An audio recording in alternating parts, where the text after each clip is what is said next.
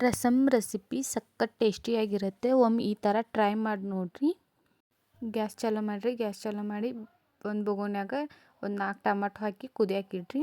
ಅದು ಟಮಾಟೊ ಕುದ್ದ ಬಳಿಕ ಒಂದು ಮಿಕ್ಸರ್ ತೊಗೊಂಡು ಮಿಕ್ಸರ್ದಾಗ ಪೇಸ್ಟ್ ಮಾಡ್ಕೊರಿ. ಪೇಸ್ಟ್ ಮಾಡಿದಾದ ಬಳಿಕ ಗ್ಯಾಸ್ ಚಾಲೂ ಮಾಡಿರಿ. ಗ್ಯಾಸ್ ಚಾಲೂ ಮಾಡಿ ಒಂದು ಕಡಾಯಿ ಇಡ್ರಿ. ಕಡಾಯಿ ಬಿಸಿ ಆದ ಬಳಿಕ ಎಣ್ಣೆ ಹಾಕ್ರಿ.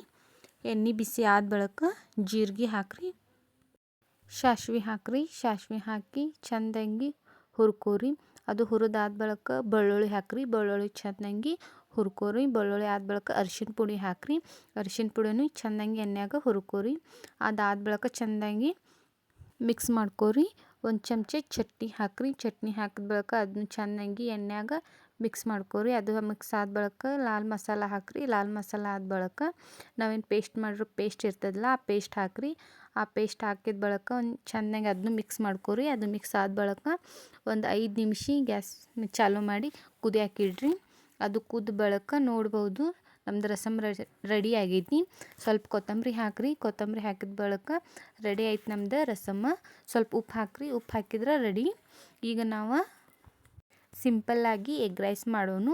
ಗ್ಯಾಸ್ ಚಾಲೂ ಮಾಡಿರಿ. ಗ್ಯಾಸ್ ಚಾಲೂ ಮಾಡಿ ಕಡಾಯಿ ಇಡ್ರಿ. ಕಡಾಯಿ ಬಿಸಿ ಆದ ಬಳಿಕ ಎಣ್ಣೆ ಹಾಕ್ರಿ. ಎಣ್ಣೆ ಬಿಸಿ ಆದ ಬಳಿಕ ಸ್ವಲ್ಪ ಜೀರಿಗೆ ಹಾಕ್ರಿ.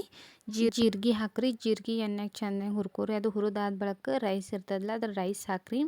ರೈಸ್ ಹಾಕಿ ಅದನ್ನು ಚೆಂದಾಗಿ ಮಿಕ್ಸ್ ಮಾಡ್ಕೋರಿ. ಅದು ಮಿಕ್ಸ್ ಆದ ಬಳಿಕ ಒಂದು 4 ತತ್ತಿ ತೊಗೋರಿ. ತತ್ತಿ ತೊಗೊಂಡು ತತ್ತಿನೂ ಅದ್ರಾಗ ಚೆಂದಾಗಿ ಮಿಕ್ಸ್ ಮಾಡ್ಕೋರಿ. ಅದು ಮಿಕ್ಸ್ ಆದ ಬಳಿಕ ಈ ವಿಡಿಯೋ ನಿಮ್ಗೆ ಇಷ್ಟ ಆಗಿತ್ತು ಅಂದ್ರೆ ಒಂದು ಲೈಕ್ ಕಮೆಂಟ್ ಮಾಡಿ.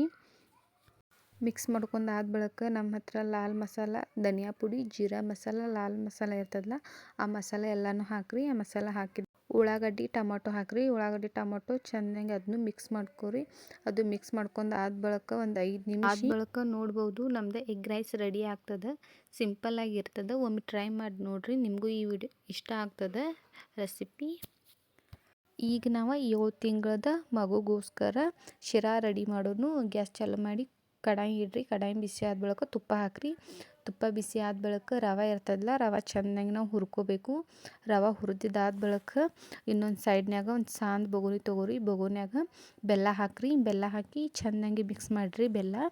ಬೆಲ್ಲ ಮಿಕ್ಸ್ ರವೆ ಹಾಕ್ರಿ. ರವೆ ಹಾಕಿ ಚೆಂದಾಗಿ ಅದು ಕುದಿಸ್ರಿ. ರವೆ ಕುದಿಸಿದ ಬಳಿಕ ಇನ್ನು ರವೆ ಹಾಕೋದು ವಿಡಿಯೋನ ಚಾಲೂ ಮಾಡಿದ್ದಿಲ್ಲ. ಹಾಗಾಗಿ ಈ ಥರ ಚೆಂದಾಗಿ ಅದನ್ನು ಕುದಿಸ್ರಿ. ಕುದಿಯಾದ ಬಳಿಕ ನೋಡ್ಬೋದು ನಮ್ದು ಬೇಬಿ ಶಿರಾ ರೆಡಿ ಆಗ್ತದೆ. ಈ ಥರ ಒಮ್ಮೆ ಟ್ರೈ ಮಾಡಿ ನೋಡಿ.